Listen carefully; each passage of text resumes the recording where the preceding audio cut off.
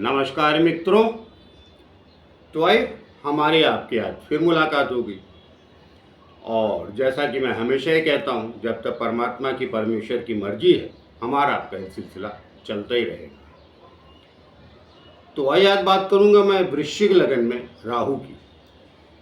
वृश्चिक लग्न में राहु क्या प्रभाव देता है, कैसे परिणाम देता है, कब ये किन स्थितियों में अच्छे देता है, किन स्थितियों में बुरे देता है, या एक स्थिति में अच्छे देता है, दूसरी स्थिति में खराब देता है। क्योंकि कोई भी प्लेनेट पूर्ण रूप से बुरे परिणाम बहुत कम ही देता है। कुछ स्थितियों में उसकी स्थिति अच्छी होती है। अब जैसे आज की दुनिया में राहु सॉफ्टवेयर का कारक है, तो सॉफ्टवेयर तो सब जगह है।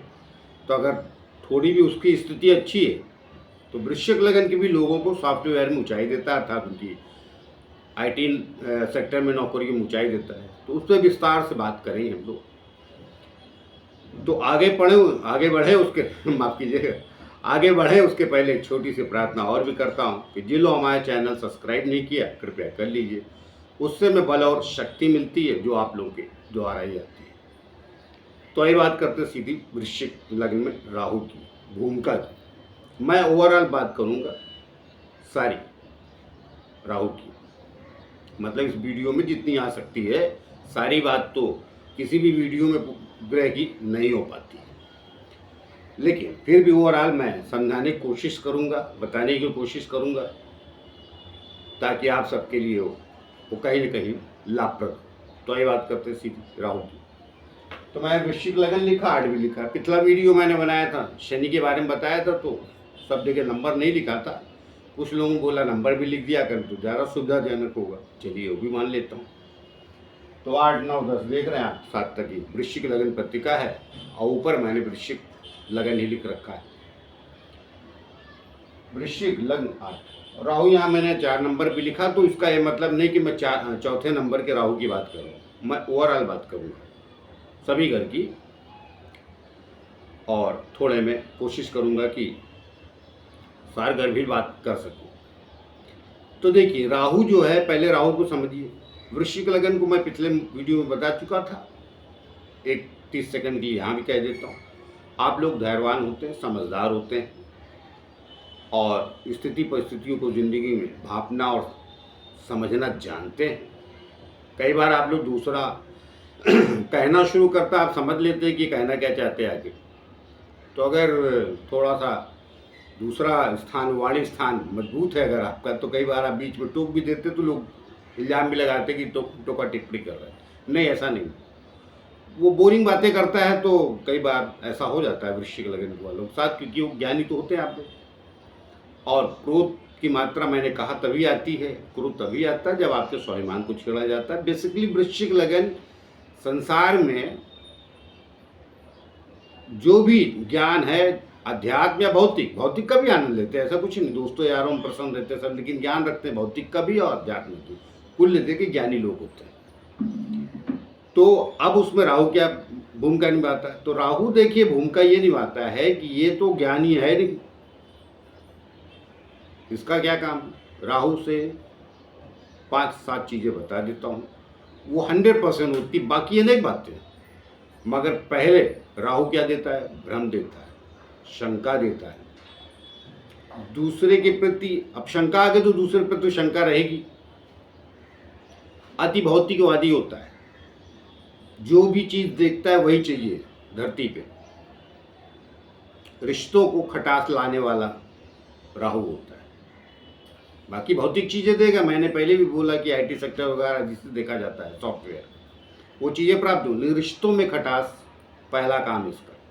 जहाँ रिश्ते नहीं बिगड़ रहे हैं, राहु की दशा अंतरदशा आई या पहले से खराब बैठा है, तो 10 साल 15 साल से बड़े अच्छे रिश्ते हैं, उसमें सब रिश्तों की बात करो, भाई बहन, माता पिता, बुआ काकी नानी, आपकी पत्नी, सबकी बात कर रहा हूँ। जैसा जहाँ प्रभाव होगा जिसकी कुंडली में, वो रिश्ते खराब करेगा, कई बार कईयों से खराब कर देता है, कसूर आपका नहीं। तो ये राहु, ये मुख्य बात है। बाकी बातें तो अनेक भी, राहु से क्या पाया जाता है, कौन सा चीज़ें पाई जाती हैं, तो वो सब आगे बात करूँगा तो समझ जाएंगे। तो देखिए ये सब मैंने बता दी। अब क्या है, जैसे राहु आपके पहले घर में बैठ जाए तो क्या करेगा। अब पहले घर में बैठा राहु, कुछ चीज़ें इसकी एकदम निश्चित। पहले घर में बैठा राहु आपके लग्न में बैठा तो शंकालु स्वभाव देगा, निश्चित रूप से देगा। आप कितना अपने आप को बोले कि नहीं नहीं मैं तो बड़ा विश्वास करता हूँ, नहीं नहीं अच्छा मंगल है, अच्छा गुरु होने के बावजूद कहीं दोनों खराब है मंगल गुरु, तो आप हर जगह आदमी शंका की ही बातें करता हो। आपका दोस्त है, आप अच्छी बात करो, नहीं ये काम तो कर लेंगे, अब नहीं हुआ तो उसने अड़ंगा लगा दिया, तो ऐसी बातें करनी। मतलब हर चीज में शंका, दूसरे पे शंका तो करेगा ही, शक की नजर से देखेगा ही, ये स्वभाव डाल देता और साथ साथ चतुर बनाता है। तो जहाँ चतुराई है वहाँ भी मनुष्य कुछ न कुछ दुविधा नहीं शंका रखेगा तो परेशानी खड़ी होती है। लग्न का राहु, और अगर कहीं गुरु वगैरह भी खराब है, आपका लग्नेश खराब है, तो एक बात बता देता, लग्नेश कहीं अष्टम में चला गया है, छठे नहीं, मंगल छठे नहीं, लग्न में कहीं गया तो वहाँ तो देख लेगा, तो ये बराबर रहता है। लग्नेश कहीं 8वें गया है, 12वें गया है, या शनि से या राहु से ही पीड़ित है, तो कई बार ऐसे लोगों को भूत प्रेत भी दिखते हैं, शंकाएं होती, दशांतर दशा में ये कालखंड घटने लगता है, तो कई लोग हमको पूछते हैं, उनका कोई भूत प्रेत का चक्कर नहीं। हम कह रहे हैं ऐसा है ना, बोले हाँ, उनका नहीं, वो नहीं है। अब उसमें डिटेल में जाऊँ तो परेशानियाँ होती हैं। तो कहने मतलब प्रथम घर का राहु, दूसरा रिश्ते खराब करता है, यहाँ दृष्टि दिखता है। मैं पढ़ाई की बात नहीं करूँ, पढ़ाई इतनी खराब नहीं करेगा, रुकावट अवश्य है, लेकिन अगर आपका गुरु मंगल अच्छा है तो एजुकेशन हो जाएगा। और यहाँ बैठा राहु आपको आईटी सेक्टर में तरक्की देगा, एजुकेशन वगैरह उस सेक्टर में करा देगा। बात हो सकता है दूसरे क्षेत्र में आप जाएं तो आपको ज़्यादा दिक्कतों को सामना करना पड़े। तो जिनका लग्न में बैठा है वो कृपया आईटी सेक्टर में जाए, और कई बार घर से बाहर ले जाता है। दूसरा राहु निश्चित रूप से घर से बाहर ले जाता है, और चले जाना चाहिए। जहाँ का आपका जन्म वहीं रहेंगे माता पिता वगैरह के साथ। तो मैं बता दे रहा हूँ जन्म की बात, जहाँ जन्म हुआ है, अब माता ही पिता पता चला कहीं आपका जन्म और हो गया, कहीं और चले गए, तो उनका विषय नहीं, दूर ले जाता है घर से। टोटल कहने का मतलब ये, और ले जा रहा तो चले जाइए, वरना इज्जत नहीं मिलती घर पे। मतलब लोग कुछ ना कुछ कमियाँ निकालते रहते दूसरे राहु की, और वाणी खराब करता है। खास तौर से जो लोग मदिरा पान करते उसके बाद वाणी उनकी ज़्यादा खराब हो जाती है, तो उसका ध्यान रखें। दूसरे स्थान कुटुंब से झगड़े करवाता है, हमने कहा ना रिश्ते बिगाड़ता है। आय धन के लिए भी आपके लिए यहाँ अच्छा नहीं रहेगा अगर बाकी प्लेनेट अच्छे नहीं चले। अब ये बैठा है कहाँ, गुरु की राशि, तो गुरु की राशि में गया ग्रह देखिए थोड़ा विवेक बुद्धि और अकल तो रखता है, मगर ये चतुराई वाली अकल रखता है, तो मत पालिए, गुरु वाला रखिएगा, तो ये थोड़ा प्रभावशाली कम होगा। और ऐसा नहीं दशा काल में आपको धन नहीं देगा, पैसे नहीं देगा, दे सकता है, लेकिन गुरु की स्थिति देखनी पड़ेगी, कहाँ गया गुरु, लग्न में गया, चौथे गया, कहाँ गया, वो स्थिति होती है। मैंने जैसा कहा कि एक बार पहले लोगों को वो भी आके किसी मैं सीरीज में शुरू करूँगा कि जो ग्रह बैठा है जहाँ, उसका स्वामी कहाँ है, वही करिश्मा है आपका जिंदगी का। आइए तीसरे, तो सब घर में मैं फटाफट बता देता हूँ। दरअसल मेरा ओवरऑल कहने का तात्पर्य था, लेकिन फिर वो 7 घर बचाओ तो बाकी घर वाले बोलते कि थोड़ा उस पर भी एक दृष्टि डाल दें। तीसरा राहु ठीक है, ये अकेला रहता है, अच्छा वहाँ शनि नहीं बैठना चाहिए, वरना ये जो काम आपका करने वाला था तेजी से, शनि बैठ जाने से भी जड़ हो जाता है, फिर धीरे धीरे चलता है ये भी। शनि नहीं बैठना चाहिए, शनि के घर में तो गया मकर के घर, मगर ये अकेला है, अच्छा अकेला राहु तीसरा यहाँ अच्छा है, लेकिन रिश्तों का तब भी ख्याल रखो, यहाँ दृष्टि डालता है तो पति पत्नी के मतभेद का परेशानी डाल सकता है। विशेष रूप से पति पत्नी देखे जाते हैं, वहाँ से पार्टनर भी देखा जाता है, बिजनेस में उस समय तकलीफ आ सकती है, मतलब बिजनेस पार्टनर से, और भी अनेक परिस्थितियाँ खड़ी करता है नात रिश्तेदारों, क्योंकि सप्तम भाव से पति पत्नी नहीं और भी रिश्ते देखे जाते हैं, लेकिन अब वो गहरा विषय है, वो ससुराल पक्ष भी देखा जाता है, तो क्या ससुराल पक्ष से रिश्ते नहीं भी करते, वो भी रहती कुंडली में, लेकिन डीप भी रहती। ओवरऑल पहले घर देखिए पत्नी से, ससुराल बाद में देखिए। तो बाकी तीसरा राहु ठीक है। चौथा चौथा राहु सुखों में कमी करता है। शनि की राशि में तो पहले से आ गया, तीसरा भी है, लेकिन वो तीसरा है। वो तीसरे राहु का रहस्य बहुत गहरा। ये भी मैंने कहा है कि अब मैं एक घर पे बैठा हुआ प्लैनेट, जैसे तीसरा राहु बैठा है, तो तीसरे राहु की एक पूरा वीडियो बना दूं तो ज़्यादा गहराई से आदमी अपने उस घर को समझ सकता है। चौथा राहु सुखों में कमी करता है और माता के स्वभाव में चिड़चिड़ापन और माता की चालाकियों को दिखाता है। कुछ लोग होते हैं ना, देखिए अब आपकी माँ तो बुरा तो लगता है सभी को, लेकिन सच ये तो घर बिगाड़ने में बड़ा आनंद आता है। राजनीतिक हो जाती है माता, जो नहीं घटा है उसको भी बढ़ा चढ़ा के प्रेजेंटेशन करती है। अब जाने ये ज़्यादा बुराई नहीं करो, तो सुखों की कमी लगता है। इस वजह से कई बार माता पिता की पुत्र और माता की कई बार इन्हीं बातों से नहीं जमती है। उसे पता रहता है कि ये नहीं था, ये कह रही है ऐसा, तो छोटा रहता है तो सहता रहता है, जब बड़ा हो जाता है हमारा, जब समझदारी आ जाती है तो उससे भी थोड़ा, इसीलिए मैंने कहा सुखों में भी कमी लाता है। तो चौथा बैठा तो सुख वहाँ से कहीं देखे जाते हैं, घर हो सकता है, माता हो सकती है, और भी सुख होते हैं, वहाँ कमी लगता है। पंचम बैठा राहु, ये राहु यहाँ पे गुरु की राशि में, गुरु देखना पड़े कहाँ अच्छा ही बुरा नहीं, पंचम में ज्ञान की राशि में गया और जल तत्व में गया तो शांति भी रहता है। कुल लेते कि अच्छा राहु है, एजुकेशन वगैरह आपकी खराब तो नहीं करेगा, लेकिन शुरुआती रुकावट लाएगा 10वीं 11वीं तक। अगर आप लड़ गए, निकल गए, तो फिर अच्छे एजुकेशन की तरफ ले जाएगा और कहाँ IT सेक्टर में ले जाएगा। लग्न में दृष्टि देता है, तो यहाँ भी मैं इसको इतना खराब नहीं करूँ। छठा राहु ऐसे भी बहुत खराब नहीं मानते मेष में बैठेगा तो, लेकिन छठा राहु अच्छा माना अवश्य जाता है, लेकिन कर्म स्थान पर दृष्टि है सूर्य की, वहाँ बैठ के दूसरे स्थान पर दृष्टि देता है। वो भी तो देखिए 12वें स्थान पर देता है। तो अब क्या होता है, जब भी ये राहु कहीं से भी, ओवरऑल बता देता हूँ एक लाइन, दूसरे स्थान बैठा हो या 12वें स्थान पर दृष्टि कहीं से दे या दूसरे स्थान, तो मनुष्य को घर छोड़ देना चाहिए। पहला काम तो यही करना चाहिए। वहाँ से चले जाएंगे तो उसका एक कोरम पूरा हो जाता है, तो बाकी जगहों पे तकलीफ कम पहुँचाता है। तो फिर आपके काम धाम में तकलीफ कम देगा। बाहर जाएंगे आपके वाणी वगैरह भी अच्छी रहेगी, धन वगैरह भी आय बनाएगा। घर में रहेंगे झंझट झमेले कराता रहेगा, तो बेहतर आप घर से निकल जाए। एक लाइन। सातवां राहु निश्चित रूप से रिश्ते खराब करता है। पत्नी कई बार गलत स्वभाव को मिल जाती है, या पत्नी से मेरा लाइफ पार्टनर से, पुरुष भी गलत स्वभाव को मिल सकता है। अगर और लड़की की कुंडली है तो पुरुष, और पति की कुंडली है तो लड़की, मतलब और पुरुष की कुंडली तो लड़की और लड़की की कुंडली है तो पुरुष, तो लाइफ पार्टनर खराब मिलता है स्वभाव से, तो उससे आदमी कई बार बहुत परेशान रहता है और भी तमाम तकलीफ़ें देता है। लेकिन मैं कह रहा हूँ पहले उसका ध्यान रखिए, क्योंकि दृष्टियाँ जहाँ जहाँ जाएंगी तो बाकी चीज़ों के लिए तो इतना हानिकारक नहीं होता। उसकी दृष्टि थोड़ी ठीक ही, तीसरे स्थान 11वें स्थान पर दृष्टि डालता है, यहाँ और यहाँ, तो वहाँ आय वगैरह के लिए ठीक है। लेकिन कई बार आय की वजह से झमेले होते हैं, घर पे समय नहीं दे पाता, या दूसरे लोगों से अब 4 रुपये ज़्यादा आने लगते हैं तो देखेंगे उसको वो लोग, कुछ ऐसे भी लोग घेर लेते हैं जो ठीक नहीं होते, वो महिला हो या पुरुष, उनकी वजह से रिश्ते कटास में पड़ते होते हैं। कुल ले देखिए एक बार तो आता ही है जब अंतरदशा या दशा में आ जाएगा। बाकी ऐसा नहीं कह रहा हूँ रेगुलर आएगा, लेकिन अंतरदशा में भी आ गया किसी खराब प्लैनेट की, तो वो कालखंड परिवार का बिगाड़ने का काम करता है।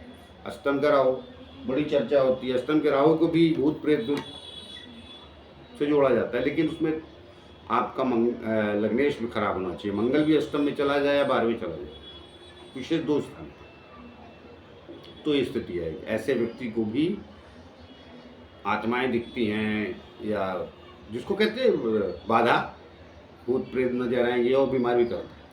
अगर मंगल खराब है तो नहीं है, तो एक बात यहाँ पक्की, ज्ञानी बनाता है। मंगल अगर आपका अच्छा है तो ये सब, अगर ज्ञान हो गया और गुरु कहीं अच्छा है तो ये सपोर्टर हो जाता है कि बुद्धि की राशि में है, वहाँ उच्च का गुप्त ज्ञान देता है। मैं अष्टम के राहु को सदैव बोलता हूँ, कई वीडियो में बोला होगा, जिनका उच्च कोटि के जासूस वगैरह होते हैं उनका अष्टम राहु तो करिश्मा करता है यहाँ पे। तो ऐसे लोगों को जो गुप्त काम करते हैं देश के लिए, या भूगर्भ शास्त्री, जो भी गुप्त काम जो दिखता है बाद में खोजा जाता है, जासूस क्या करता है, मुजरिम दिख नहीं रहा, उसको खोजने निकला है ना, निकाल लेते हैं। या मुजरिम है, गुनाह किया है कि नहीं, उससे उगलवा लेते हैं। और लाठी डंडे का भी प्रयोग बहुत कम करते हैं अष्टम के राहु वाले। कुल देखिए, अष्टम का राहु अगर आप समझ लेंगे तो ज्ञानवान अवश्य बनाता है, और ज्ञानवान बनिए तो ये बढ़िया परिणाम देता है। धन में थोड़ी कमी अवश्य रखता है, क्योंकि दृष्टि उधर देता है, मगर वहीं केतु बैठता है। केतु पर विशेष रूप से अलग से बताऊंगा, केतु राहु में बहुत बड़ा फर्क है, मगर है एक ही डीएनए का हिस्सा। तो यहाँ बैठा राहु बढ़िया अष्टम का मैं कहूँगा, जिस विषय में बोला। बाकी मैंने कहा लग्नेश खराब है, मंगल तो फिर ये भूत प्रेत बाधा भी दिखने लगती है, और कहीं शनि उन्हीं की दृष्टि पड़ गई लग्न पे या गुरु पे, फिर वो अनेक बातें हैं। लेकिन यहाँ भी वो बाधा देता है, भूत प्रेत की शंकाएँ वगैरह, क्योंकि अष्टम स्थान है ना गुप्त। बैठा आदमी आंख बंद किया, उसको पता नहीं कैसे काली छाया दिख गई, तो डरो मत भाई, दिख गई तो सबको दिखती काली छाया आंख बंद करने के बाद, बहुतों को दिख जाती। मगर यहाँ वाला डरा देता है, कहने का मतलब ये तो नहीं डरेंगे तो ज्ञानवान बनाता है। आइए आगे चलते हैं। या अब मैं नवम स्थान पे राहु को कर्क राशि में भी बैठा है, तो बहुत अच्छा तो नहीं कहूँ, नहीं लग्न में दृष्टि डाल के और पंचम भाव में दृष्टि डाल के, इसकी भी 9 पंचम और 7वीं दृष्टि जिसकी भी होती गुरु जैसी, तो लग्न में दृष्टि डाल के ये अवश्य है कि आपका झुकाव, अगर शो में इसकी दशा वगैरह आ गई है, या जहाँ बैठना अभी कर्क राशि में बैठा है तो चंद्रमा वगैरह की आ गई, तो उस दिशा में ले जाता है, और ले जाता है तो चले भी जाना चाहिए IT सेक्टर में, वहाँ बेहतर होता है, बेहतर काम दिया जाता है, वो देगा। बाकी धर्म हाँ, धर्म भीरू कहना ठीक है, धर्म के प्रति आस्था में कमी अवश्य लाएगा, क्योंकि इसका काम है। अगर धार्मिक है तो मंदिर ज़्यादा जा रहा, धार्मिक है नहीं, दिखावा जिसको कहते हैं, पाखंडी। आजकल जिनको मंच पे आप देखते हैं ना, तमाम महापुरुष जो बड़े दिखते हैं ना, उनका निश्चित रूप से शुक्र और राहु बलवान होता है। तो राहु झांसा देता है, मतलब ये बहुरूपिया भी बोला जाता है ना, और शुक्र ज्ञान देता है, मगर ऐश्वर्यशाली तो देखेंगे उनके बड़े बड़े घोड़े हाथी, मतलब आज की दुनिया में कार, बड़े बड़े आश्रम, चमकदार स्टाइल, मगर लोग प्रभावित हैं। तो अगर उस दिशा में गए तो ये कराता अर्थात पाखंडी बनाता है थोड़ा, लेकिन सबको बनाए आवश्यक नहीं, क्योंकि आपने वो दिशा तय नहीं की। नौकरी में है तो क्या, राजनीति में है तो वहाँ भी चतुर बनाएगा। तो कुल देके, और कई बार ये मदिरा वगैरह कारोबार भी देता है कर्क राशि में। क्या है, कर्क जो है वो जल तत्व है, और ये कड़वाहट है, तो फिर क्या होगा। तो कई बार ऐसे वन शॉप वगैरह के मालिकों का भी वही रहता है यहाँ कर्क में। तो कुल लेते के मिला जुला रूप राहु का, और राहु का मिला जुला रूप हर जगह, लेकिन कहा ना, बस 3 चीज़ें इसका ध्यान रखिए, शंका, भ्रम, दुविधा और रिश्ते खराब है। बाकी कर लिए ठीक। 10वां राहु एक कष्ट देगा यहाँ, पिता को भी माता को भी। शुरुआती जीवन बहुत कष्ट देगा और बहुत परेशानियाँ आएंगी, पिता माता और आपको भी। अब बाद में भी देगा, आपके कैरियर चीज़ों को अवरुद्ध करेगा, 41-42 के बाद जीवन उभारेगा, वहाँ तक का आप मान के चलिए। अगर थोड़ी भी कुंडली समान है, बहुत अच्छी है, तो देखिए जिसके 8 प्लैनेट बहुत अच्छे बैठ जाए, वो एक राहु क्या करेगा फिर, सॉरी राहु के तो फिर क्या कर लेगा, 7 प्लैनेट बाकी अच्छे बैठ गए, तो विषय बात कर, सबके लिए नहीं है, लेकिन ज़्यादातर आप देखेंगे यहाँ परेशानी है। तो यहाँ भी राहु को मैं बहुत अच्छा नहीं कहूँगा। वृश्चिक लगन में, ऐसा नहीं कि 10वां राहु सब जगह खराब होता है, वृश्चिक लगन, क्योंकि सूर्य की राशि में बैठता है, तो कई बार यहाँ भी आत्मा मनुष्य की मजबूत पे कमज़ोर हो जाती है, तो वहाँ भी इसको थोड़े से वो जो मैंने कहा ना, वो छाया वगैरह वो सब नज़र आने लगती है, दूसरे स्थान पर दृष्टि भी डालता है। तो अगर सूर्य मजबूत है तो समस्या नहीं, जिसके लिए सूर्य चंद्र मजबूत होना कुंडली में वृश्चिक अनिवार्य है। जिनका कमज़ोर होता है उनका ही ये सब परेशानियाँ घेरती हैं। और 11वें चलते हैं। 11वां अच्छा है, मगर रिश्ते के लिए यहाँ भी ध्यान रखिए, लेकिन फिर भी अच्छा है, कुल ले देके अच्छा। देखिए जब भी राहु केंद्र त्रिकोण से बाहर रहता है तो कहीं न कहीं मैं मान के चलता हूँ भला ही है, या दूसरे स्थान से, तीसरा, छठा, 8वां, 12वां, ये राहु खराब नहीं, 8वें में मैंने बोला, अगर मैंने खराब नहीं बोला, वहाँ ज्ञान वगैरह सब देता है, खाली मंगल खराब होगा तभी वो भूत वगैरह जो मैंने छाया वगैरह बोली ना उसका असर होता, बाकी ऐसा कुछ नहीं। 11वां राहु अच्छा है। 12वां राहु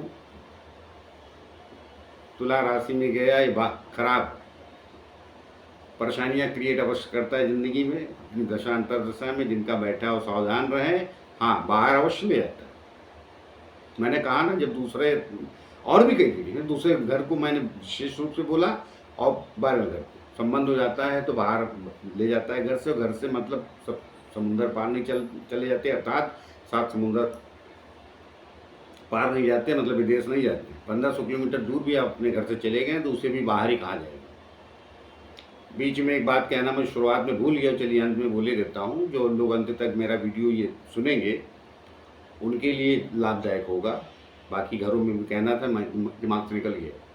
ये अक्सर समुद्र किनारे ले जाता है, दूसरा राहु और 12वां राहु या दृष्टि पड़ जाए वहाँ पे राहु की, तो देखेंगे आप जो समुद्र के किनारे शहर हैं वहाँ पे ये ले जाता है। मैं फिर कभी अब उस पर आ जाऊँगा, शुरुआत में बोल देता तो सभी के लिए भला होता है। तो अगर ये ऐसे शहरों में ले जा रहा है तो आसानी से चले जाइए आप, वहाँ मत देखिए कि तनख्वाह कम है, ये कम है, वो कम है, बाद में सब हो जाए। उसका कारण मैं अगले वीडियो में बता दूंगा, अभी उस पर चर्चा करूँ तो वीडियो बहुत लंबा हो जाएगा। लेकिन 12वां राहु थोड़ा खराब ही हो जाता है, विदेश ले जाके भी कई बार फंसाता है, ये भी बता देता हूँ। जा रहे हैं तो जाइए, लेकिन सावधान पूर्वक जाइए, उल्टे सीधे मार्ग या चीज़ें ना अपनाएं। तो है मिलते हैं किसी और नए विषय को लेके, तब तक के लिए आज्ञा दीजिए। जाते जाते फिर से प्रार्थना है कि जिन लोगों हमारा चैनल सब्सक्राइब नहीं किया कृपया कर लीजिए, उससे हमें बल और शक्ति मिलती है जो आप लोगों की दुआ ही आती है। तो है मिलते हैं, नमस्कार।